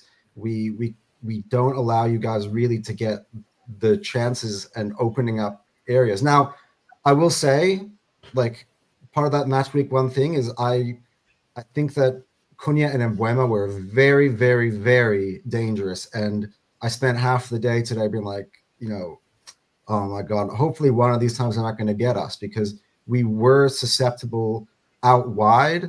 But I think that's also why in the second half we brought on Miles Lewis-Skelly and we brought on Urian Timber, because Arteta recognized that. And I think I was a really good performance for Mikel Arteta. Now, going forward, attacking-wise, my expectations of this week versus next week are totally different. Next week at home against Leeds United is the game where I'm expecting to see, good performances from Saka, good performances from whoever we play out on the left, good performances from Gyokeres. I want Odegaard to get on the ball and dictate play and create a lot more. I want to see Rice be a lot better than he was today going forward. And I want Zubemendi in a different way to sort of dictate the tempo when we have the ball a lot more than we did today. But a lot of teams just aren't comfortable with being able to concede possession. And I know as a fan, sometimes it makes you nervous. But I feel like having watched this team for 2-3 years now under Mikel Arteta, I've changed my mindset to be okay with that, to look at the game in a different light. And that's kind of what I saw today. Listen, I hear you. And I think, look, at the end of the day, I'm a Man United fan. I watched Sir Alex Ferguson go away to all of the big rivals and title challenging rivals, consistently give them possession, score goals on counter attacks from set pieces, and win Premier Leagues. It isn't sexy, but if it's something you can master and something you can become consistent with, then absolutely, why not? Anton and Lou, I'm going to bring some more people through that have been waiting for a while. Thank you both very much for coming on. I appreciate it a lot. Thank you both. Indeed. I want to give a big shout out to our title sponsor today, FootMob, as well. Get the app downloaded now. You can scan the QR code that's in the bottom corner over there by Trim Schooner, or you can click on the link. We're also giving away, and I think I said this wrong earlier, but we're giving away 10 copies of EAFC plus 5 Premier League shirts of your choice. All you've got to do when you're in the app is go to the redeem section in the menu and put in PL25, and you enter into the draw for that. But FootMob, for me, is the best place for latest scores, league tables, breaking news, and much, much more. So go and check that out now. Give that QR code a scan or click the link below. I am going to come to some of your opinions. I just want to do some of these super chats because there's loads of them. This here says one positive for Arsenal is they've been screaming for competition for Odegaard. Now they've got one. Gyokeres, 0 shots, 0 assists, 0 goals, 74 hair flicks. Imbumo, man of the match today. Tricky, strong, and quick. I think it's a fair shout. I'd personally go with, outside of Arsenal's players, I'd go with De Ligt myself. I thought De Ligt was fucking immense. You sure your name is Sonshine? Seems like a little bit grumpy is what he says earlier. Tim says, wasn't even going to bring up the ref, but he literally gave United every 50-50. Keeper, you only noticed Saliba because the keeper was weak. Watch what was happening to Raya. Yeah, I agree with you. There's no complaints there from me. What our goalkeeper should have done was essentially got to the ball first, but while he's doing it, I mean, it's with no disrespect to Arsenal, he should have smashed the fuck out your player and cleared the ball, because that's what other goalkeepers do. Be fucking violent. You're allowed to be. Cunha ran through Arsenal's midfield like nothing. He did on a few occasions, did very well. Wouldn't be a good mentality be grinding out a result. It always has been. It's suddenly become unfashionable for some reason. People acting like we've ever played well at Old Trafford. Our best performance was 3 years ago, and we lost 3-1. I'll take a win with a shit performance any day, is what Ibby says here. A weak mentality going to Old Trafford and getting a 1-0 win. What are you talking about? That's sarcasm. That's a North America not reading the sarcasm there. That's what that is. Arsenal should have got Waneri and Eze for Odegaard. Foolish Snipers says Arsenal to Trafford has been always poor. Good point with the bad fixture list. They should have been okay with such a scrappy win in the first 5. I loathe United, is what Jimmy says. I laugh at United, but Cunha, Kunagero is what I'm trying to say there. And Kinder and Wemo look saucy. They'll be fine this season. Noni Havertz and Martinelli pants. Leo here says, first half, we was way too attacking. Fullbacks were flying up the pitch, and there was an emphasis to create more transitions. We did, but the final pass was poor. Mikel Arteta was right to adjust in second half. That's also why I think we started with some more defensive-minded players on the football pitch. It's only because Arsenal had some elements that were off, and we countered well. We were like, if we had more attackers on, we might have played better. But if we had more attackers on, Arsenal's attacks might have led to them scoring more goals. You've at least got to think about it both ways. Tell your mates means Amarim's 11 was poor today. I agree with David 100%. Everyone knows how Arsenal play their set pieces. Why blame the keeper if defenders are not doing their jobs? But what I would ask that is, what do you do then? What's the alternative? Because what's the alternative to a keeper having to be aggressive? I don't get it. You can get a defender in between our player and the keeper. If you do that, and the player, and say for example, Saliba shoves that player into the goalkeeper. It doesn't matter what that is. That's it. We saw it today with Crystal Palace. We saw it today with Crystal Palace when what's his name, Gehi, shoved the player out so that Eze could take the free kick. And because Gehi got 1 meter closer, just those little mistakes matter. Get a player. But we had that last year when we conceded directly from two corners. Then we had centre backs next to the goalkeeper. It didn't help. If the goalkeeper's a bit of a cream puff, he's a cream puff. At the end of the day, that's why he needs help, though. But that's why.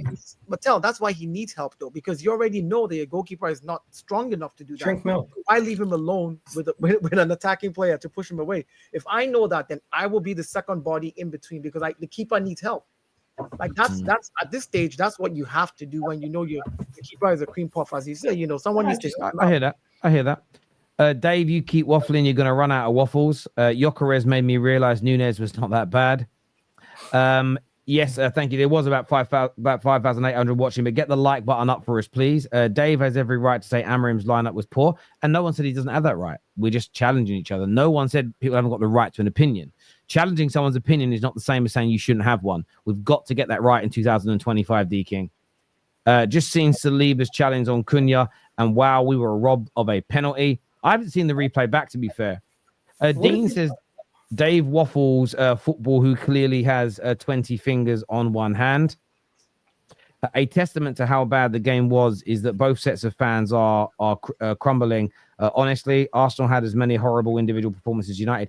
See, I don't think, again, it's hard to say as a neutral. I didn't think it was a bad football match. I enjoyed it, but then I'm a Man United fan and it's nerve-wracking. So, yeah, I hear you there. Dio, you're right. Predictions was just to win. A lot of positives, but no improvements. Get him off. Now, what he was saying is the only improvements are players that we've purchased. So and he won't give the manager credit for that. Yeah, of course. I just seen it. William Saliba should have been given a penalty for that, 100%. We kind of got lucky on that situation. And that's not me being negative. I just seen it. Manchester United were unlucky to not get a penalty in that situation. Saliba didn't win the ball. He hits Cunha, takes him out in the penalty box, and Cunha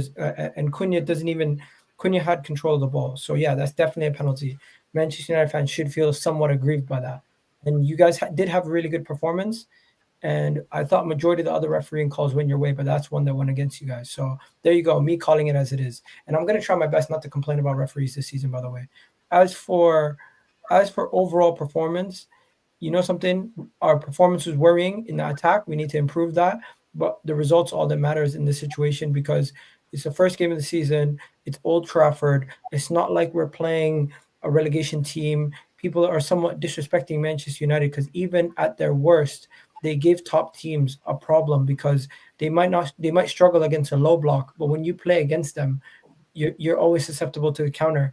And Cunha and Mbeumo look solid. I thought Arsenal, Saka, Martinelli, and Gyokeres were off the pace. Saka didn't have his best performance. Gyokeres did not have his first debut game. Did not look as good as I thought he would. And I thought Martinelli was one player who had moments to open up the game for us and misplaced passes or played somebody offside or just took an extra second to pass the ball. And it was just the connection wasn't there yet. They need a little time to gel. Hopefully we can get that. As for the midfield, I thought Martin Odegaard was playing very direct and once again, he was doing everything. It's just the final third pass was letting him down today. And going to the rest of the team, David Raya turned into David De Gea today, and he was the man of the match for me. I thought he was the best player on the pitch for Arsenal. And without him, Manchester United not only could score a goal from this game, they probably win it. He kept us in this game. And sometimes you just need your top players to step up. And the defense once again showed why they're the best defense in the league. And if we're gonna win anything this season, there are gonna be games against top teams where we're gonna suffer. And I think at a certain point, it just became suffer by design because we weren't getting a goal. I hear you on that. What are you saying, Saad? I'm not seeing you much over the summer. I hope you're well, bruv. What did you make of it today with Arsenal? There's a lot of people saying we had nothing in attack. We were dominated, but you won the game. They seem to be very similar to the people that last year moaned that you weren't grinding out these results and you were dropping points. It feels like things have gone in a bit like with Man United for years. United fans felt, listen, I'll just be happy if we start getting consistent performances. We put in a decent performance, but not a win, and now it's all about results. It feels similar to the Arsenal criticism today, Saad. Listen, I think in the grand scheme of things, the result is good. We managed to get out of there with a clean sheet and a win, which is a very, very good result. So I'm happy about that. But our performance today was diabolical and shit. I'll be so real. There was like maybe a couple of standouts that were actually good and that could actually leave that pitch with their head held high. But some of the players, just going off Saka, I don't know what he was doing today. He looked all over the place. All over the place today. I don't know what was on his head. Same with Rice. I think Rice was ill. I don't know. He must be ill because I've never seen him play like that. He had to be sick or something, bro. Because he wasn't even busting a gut like the guy normally does. Like normally he's just running. Even when he's having a shit game, he will still keep on running. He will still like just keep on doing. Either way, he will still keep on running. He wasn't even running that much today, which is weird for me. And Gyokeres, I don't like the fact that Gyokeres is being labeled as he had a shit game. He had a shit. I'll be real. Nobody's getting the ball to him. I'm pretty certain by the way you see him making runs, by the way he's asking for the ball, he wants the ball to feet. At times he wants the ball to feet. Let me work with the ball. It's not always going to be, okay, let me just make runs and then you just make a pass and then I'll just be in the right place. Like sometimes just give me the ball to feet. Let me try and get past somebody. Let me try and take a shot from outside the box. Let me go into the box and try and take a shot. Like I don't feel like we give him the ball enough. We give him the Haaland treatment, like as if he hasn't got any ability on the ball or he can't dribble. He has no ability on the ball. I've seen his ability on the ball because I've seen it at Sporting. I've seen him on the ball. He's able to take the ball and do something with it. So why are we not giving him the ball? I feel like we're still playing. This is game one, though. Chill, bro. It's game one, game week one. First, yeah, but he's breaking down the game, innit? So no, but I'm just. That's why you should expect that in game week one. You should expect a gelling. You should expect players to try to figure out where their team members are. Not everybody's going to hit the ground running. Some people are talented, gifted. They come to a new league, they hit the ground running. They're moving fast. It's like they can embed. Other people, it takes them a game or two or three. It takes them playing 60 minutes, stepping out, watching the former striker play in that position, be like, oh, okay, this is the type of run I should be making. It takes them being out of the game as well. So for me, game week one, just let's breathe. Let's just breathe. The most important thing, this type of game last season, we draw this game.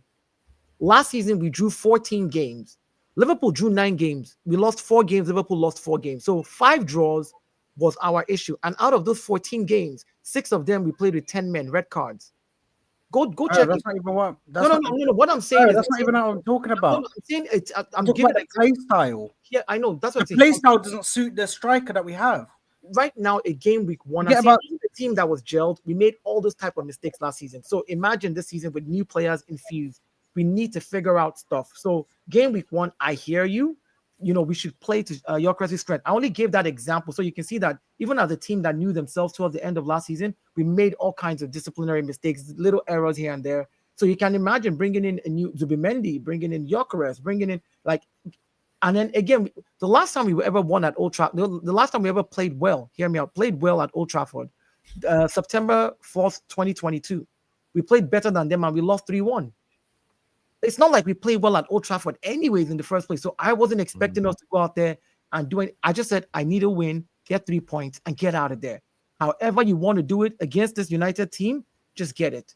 This is game week one. Let's see how they carry on in the next couple of games. And, hey. Dio, 100%. I fully understand what you're saying. But what I'm talking about is I'm talking about this game. And I'm also talking about the games that I've seen of Gyokeres playing for us. And I still feel like we're not playing the right system, the correct system. We're not playing with the correct attacking play style that we should be to get the best out of him. I think that he needs the ball to feet. He needs to be given that ability to go and do it on your own. We don't just need to spoon feed him with loads of chances and then of course he's gonna have times where he's gonna get chances and possibly be in the right place to just tap it in like a Haaland would. But sometimes he just needs the ball to feet to just. I think that will happen. That's what I'm saying. That's what I'm saying. I said I think that will happen though. So I'm not saying we're not playing that. But this is the thing, Dale. We're not playing that way. I see players, just look at him. I'm talking about the experienced players that are in our thing. I'm just seeing players look at him. He's making like a striker's run, and instead of passing the ball, they go the other way and pass it to the winger. That's why I said they'll learn. Why are you doing that? It will get better though. They've been cooked to pass sideways, bro. You know that thing. You got a gunman making a perfect run, and they're passing it to a winger, and I'm like, bro, it's painful, bro. They've been coached to pass sideways, my boy. You know this. Yeah, but look, I hear what your criticism is, but it does take a little bit of time. I watched Chelsea today. Chelsea's midfield. I mean, they've got Palmer and they've got Enzo Fernandez who create lots of chances. They couldn't find a pass to one of their strikers though. They couldn't do it the whole game. It was the same, and we've seen them do it. That's also where you guys are purely looking at this from an Arsenal perspective. Man United stopped a lot of those passes. We cut off the lanes today. We forced you into those wide areas. The issue is you're Arsenal fans and you're looking at it your way, and rivals that hate Man United don't want to say anything that gives us credit. So what they'll do is just jump on that, yeah, your attack was shit. Where actually Man United defended very, very well in those areas. I just wish we could defend set fucking pieces as well, and we might have got a point or something today. But I do hear you, and it does take work. Listen, Man City, best team in the world when Haaland joined them, and they went on to become better. But the amount of times I see that man run and the ball didn't come over the top, it's not, I don't think it's exclusive to Arsenal. And I think it's something you'll learn to develop. And that's why preseason games, they give you indicators. Absolutely. I agree with what David said earlier, but it does take a little bit of time to embed new players. And Jurgen Klopp was famed for this. He sometimes wouldn't start his new players for the first 2 or 3 months of a season. Sub here, sub there. It'd bleed them in slowly because you want to build those relationships. Sorry, quick one. Do you remember that Haaland missed the sitter on his first game for City when he joined them? First game, Prem, missed the sitter, did not score in that game. And what did everybody say? We knew he was going to flop. What did he go on to do that season? He went on to break the records. It just takes 1 or 2 games for the players to realize the runs, see it, get used to it. No, okay, this is the guy. Okay, he wants the ball to feed, and they'll do that in training, and hopefully it'll pick up. So. I hear that completely. I'm going to go to Aiden, but I need to do the super chat first. He says, Mbeumo and Cunha are volume shooters, 0 big chances. Statistically, there was no big chances. The problem that you have is Arsenal stopped the opportunities that were going to be. For instance, Cunha's touch and turn on the halfway line, where he then dribbled past the team, fed it into Mbeumo. I do think Ahmad slightly got in the way. That looked like it was about to be a shot from a very close area, which would be considered a big chance. But then what did an Arsenal defender do? Put a slide tackle in and block the ball. That's where stats tell you something, but your eye test tells you something else. A lot of our better chances that you'd look at and go, oh, we were really close to scoring. It was just a block or a last-ditch tackle from an Arsenal player that stopped the shot from happening. When the shot then doesn't happen, it doesn't count as a big chance. But in reality, how often English talent do you see a player put a ball across the 6-yard box and we as fans are screaming that no strikers run in on it? Statistically, that counts as losing possession. But we as fans know that was a big chance if somebody made that run. So we've just been talking about Gyokeres makes the right run, the ball doesn't come in. There was a chance there, not a big chance maybe, but a chance. But if the ball ain't played, so I disagree. But Aiden, what did you make of United tonight? We had a few United fans on fuming, Sonshine and Dave. Lou was a little bit more sort of, happy with the performances. How did you see it today, mate? Could you see an improvement in how we're playing based on last year? Or do you still feel really deflated and like there's a long, long way to go? I don't understand why so many Man United fans are angry. Like, the thing is, you can see how the signings have come in and what they're told to do. And that's credit to Amorim. Obviously, I wasn't happy with the starting 11. I understand why Doyle was starting because we needed a more defensive lineup because Arsenal are very good at attacking. But overall, I think we played well. It's down to the keeper yet again.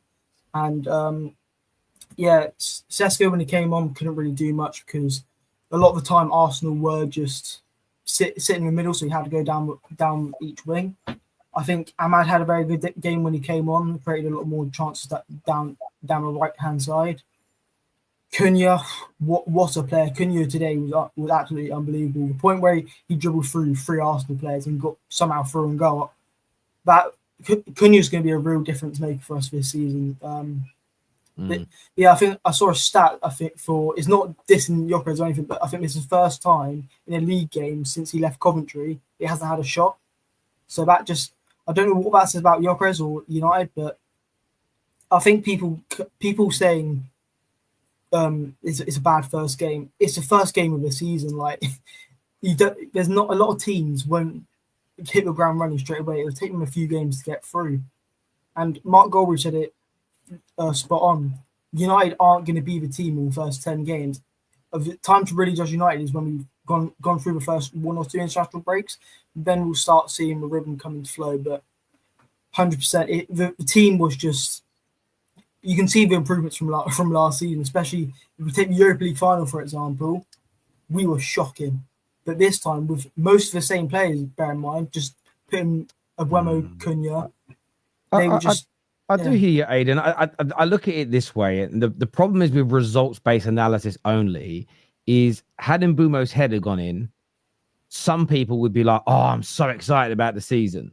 Had Mbumo's header gone in and that great solo run from Cunha had gone in, the same people are angry might be talking about winning the league based on the performance as well. And that's my issue. When you've been doing it as long as me, you look at the people, and I'm not talking about David that called on, I'm not speaking about anyone on our show.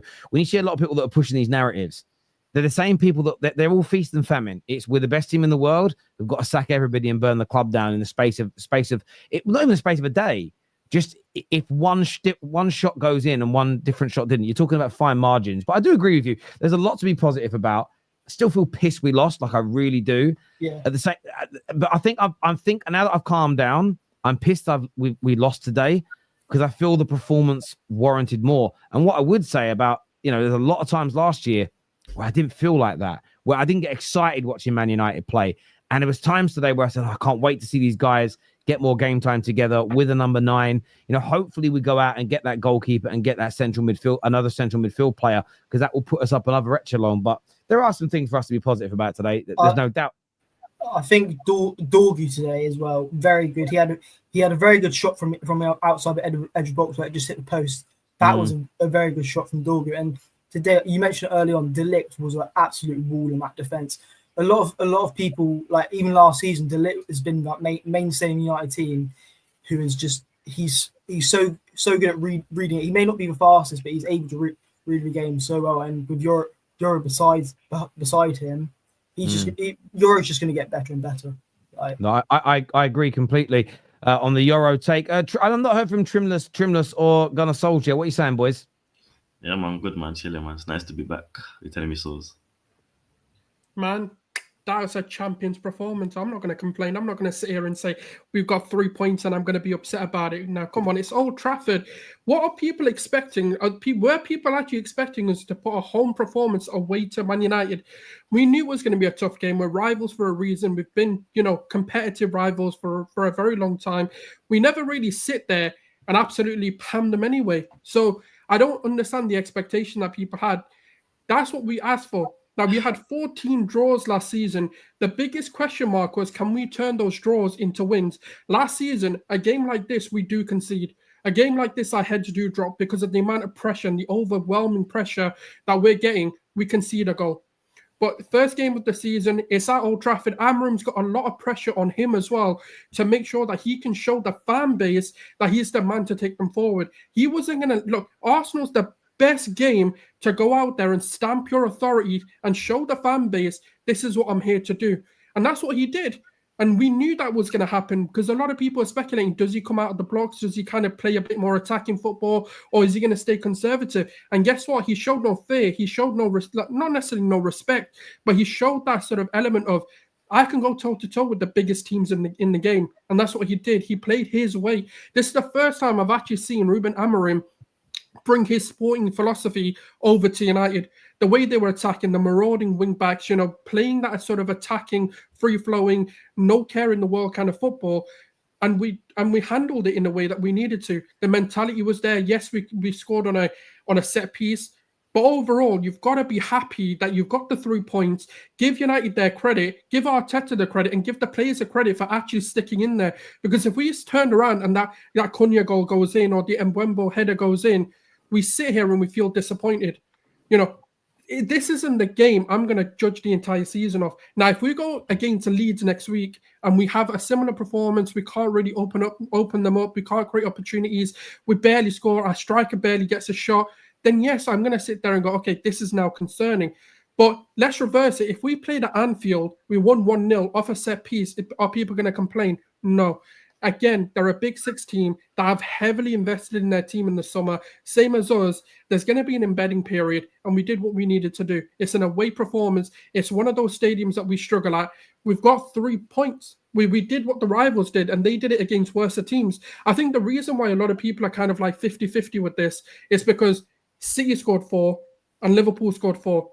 Let's be real, we weren't going to score 4 against United. That wasn't going to happen. As shit as they are, that wasn't really a realistic thing to expect of anyone.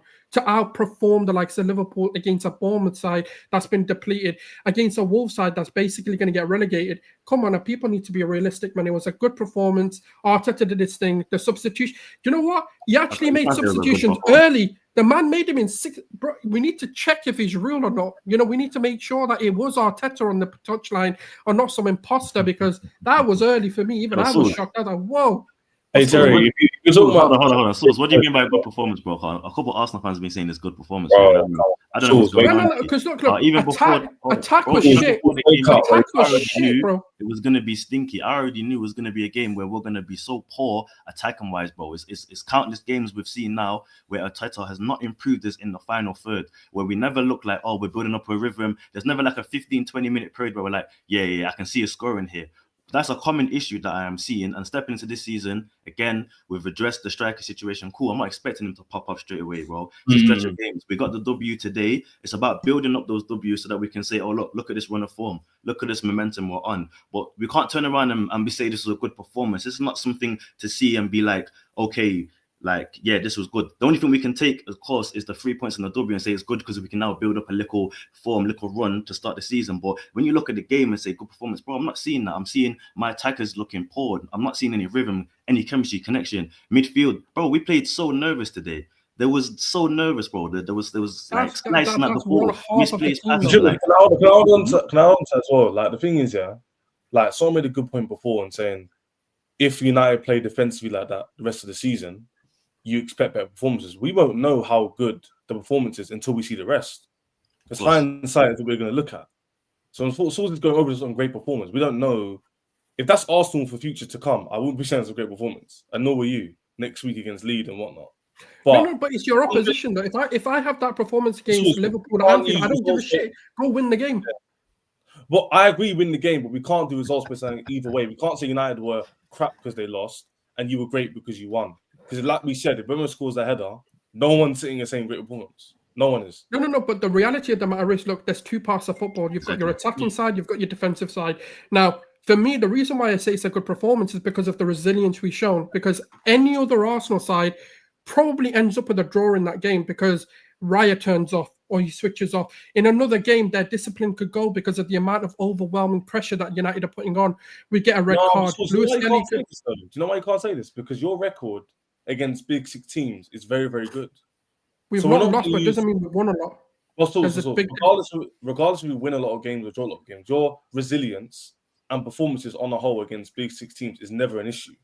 So we're not going to use today and use that as like it's never happened before. Like Trim's is saying, we're saying this fact. He's saying you expected better. You're not going to expect the world today from Gyokeres. Cool. But the way you performed today wasn't great. I'm going to give United praise here because me and Terry were back and forth in the chat. I think they performed decent against a decent Arsenal team who we expect to be challenging for the league. I think defensively you weren't got at. Maybe that's Arsenal's fault for attacking in a poor way. At the same time, patterns to play weren't there. Saka, Chimbers and Sauce will say wasn't on it. Martinelli's poor for the last year or so, so we know that as it is. Gyokeres is new to the league, cool. But United sort of do their job, right? And they nullified Arsenal's chances. I will say the starting 11 from Amram is kind of suspect.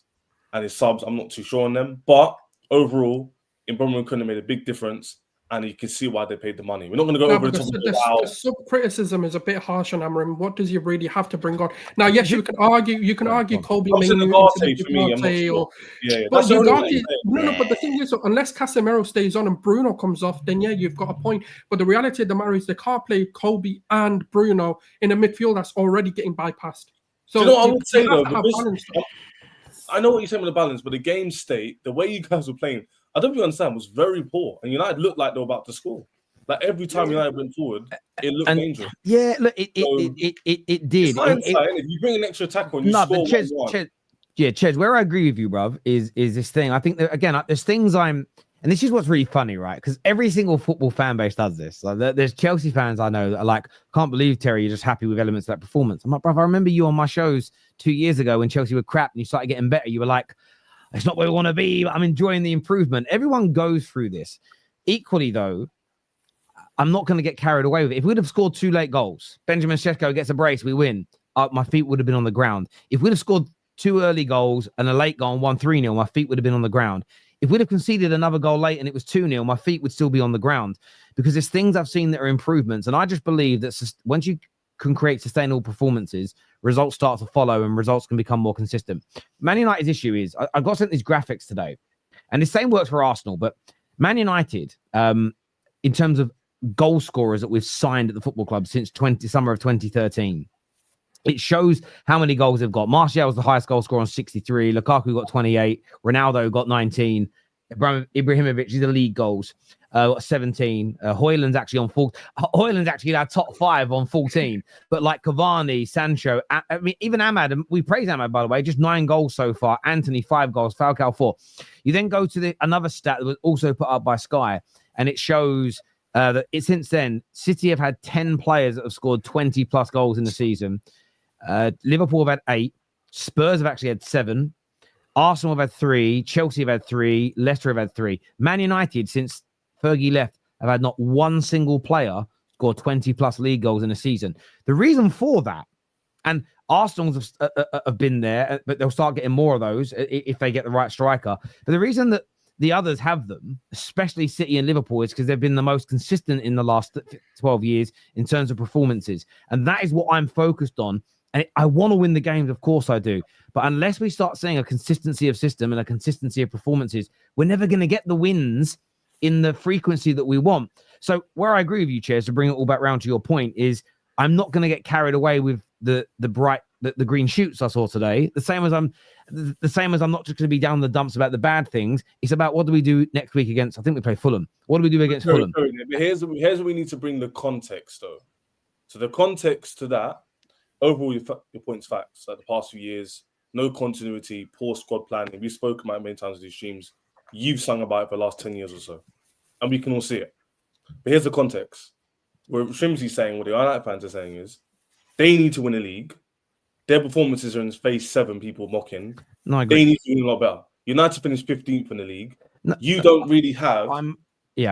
So I understand that. Arsenal's situation and Man United situation are different. So to bring it back, it's like this. So my expectations. There's still pressure. I must add, there's still pressure on both sides. No, of course there is. But it's a different type of pressure. Performances do need to match the results as well. Your fan, you know this, Terry. Your fan base, like you always remember about, it's too big to keep performing this way and keep losing games. No, and I understand that. But equally, I think if we keep performing like that consistently, we won't lose so many games. I don't think that would ever happen. I don't think you could play as well as we did today and keep improving exponentially and only win 7 out of 28 games. I think that would go up.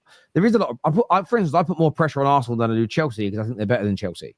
But I put more pressure on Chelsea than any other team in the league, barring City, Arsenal, and Liverpool. And when I say better, we can debate over the squads and everything else. I'm talking about a team that's been in 3 title races. That group of a know-how that they've spent £700-800 million. There should be a lot of pressure on them. That all being said, I'm not going to sit there and I'm not sitting there going, fucking hell, City are going to win every game 4-0 because they did it yesterday. I'm also not sitting there thinking Arsenal are going to stink the house out and play Stoke football every single game because they did it today. Equally, I don't think Chelsea are going to be as impotent as they were today every other match. I think there'll be games. Crystal Palace are a really good team.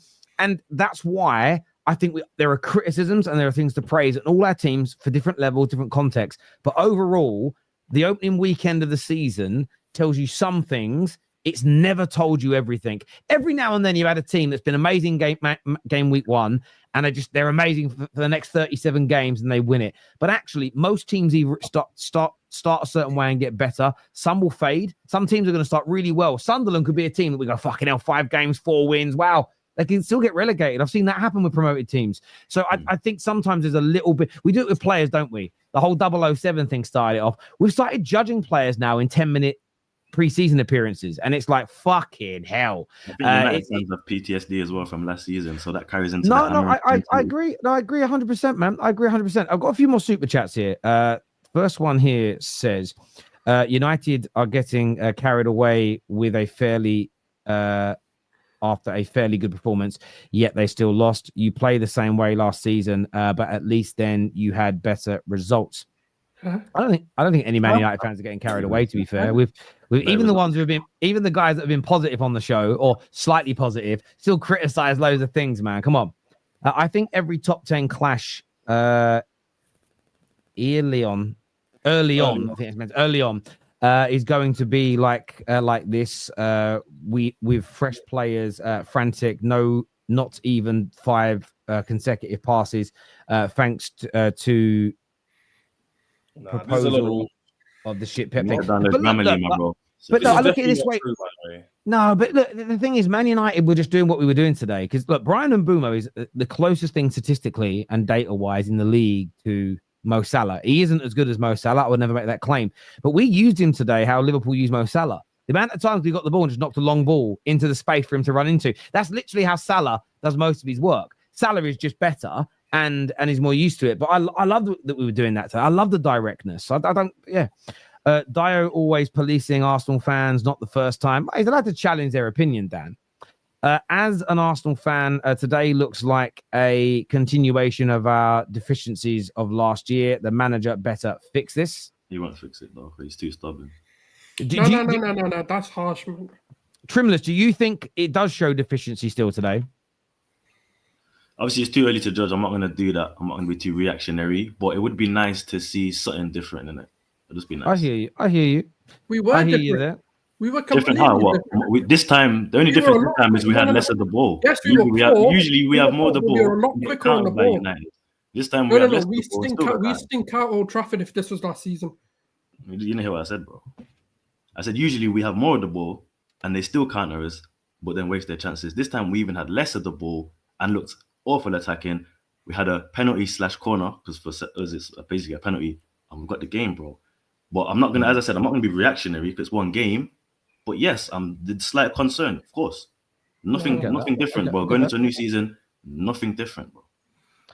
AMT said rivals will never know. Arsenal at Old Trafford, even in our pomp when winning leagues, we did not perform, just win. Yeah, and I think, look, as you say, if you go to your next game against Leeds and you're scintillating and you win 4-0, there'll be a very different. I think that it's absolutely fine to criticize performances. I think it's like with Dave on earlier. The only thing I genuinely push back on with Dave is all the good things are just the new players, but I can't credit the manager for that. And I'm sitting there like, you do realize if you extrapolate that view, you basically discount everything that 99.9% of all managers have ever done. Ironically, this is the ironic thing, but Arteta gets slagged off because he won something with a team that wasn't his. It's just funny, man. I love it. That's the only thing Dave said where I was like, no, I've got to say something because I don't get it. But listen, I want to thank everyone who's tuned in. We've had loads of panelists on. We've had loads of super chatters. It's been a horrible day for a United fan, but an amazing show with this brilliant community. This is going to send you over to not Footy Judge Mo, MHF. So go and watch Mo and Sam over there. But a big shout out to FootMob. Sign up to their app today. Get it done. All you've got to do, honestly, it's all in the description, so you don't have to remember all of this. But go and get it done. Go into the FootMob app, all ears, and follow this little thing. So that's the homepage. Click on the bottom corner here that says more. Scroll down to settings, and then go to redeem. It's all in my description. This put in the promo code PL25 with a chance to win one of 10 copies of the new FIFA game that's coming out and 5 Premier League shirts of your choice. So go and get that done, please, people, by scanning the QR code. Until next time, take care. Goodbye. God bless, and we're going to see you all again very, very soon. Peace.